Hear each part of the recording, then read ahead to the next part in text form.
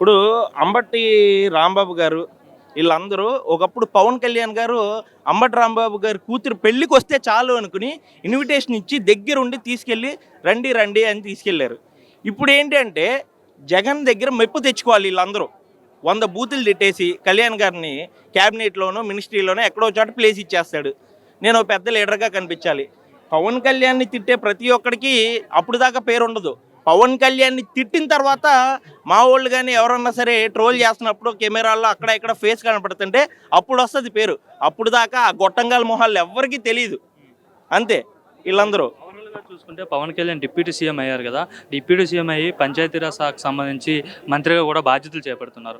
So, ఆయన పంచాయతీరాజ్ శాఖకు బాధ్యతలు తీసుకున్న తర్వాత ఆంధ్రాలో ఉన్న పంచాయతీల పరిస్థితి ఎలా ఉంది? ఏవైనా కొంచెం డెవలప్‌మెంట్ కనిపిస్తుందా? నెంబర్ 1 అండి. ఆల్రెడీ అది 25th స్టేజ్ నుంచి 3rd స్టేజ్కి కూడా వచ్చిందని మొన్న రికార్డ్ పంచాయతీరాజ్. అండ్ మీరు అంతకుముందు ఒక నెల క్రితం పవన్ కళ్యాణ్ గారి వీడియో చూసుకుంటే ఎక్కడో అరకులో కొండల మీద ఉండే ఆ ఆ పేద జనాల్ని కూడా వాళ్ళ వైపు ఒక్క రాజకీయ నాయకుడు కూడా తలెత్తి చూడలేదు. అలాంటిది కళ్యాణ్ గారు వెళ్ళి చెప్పులు లేకుండా నడిచి వాళ్ళ బాధలు అర్థం చేసుకుని అక్కడ కూడా రోడ్లు వేసారంటే వాళ్ళని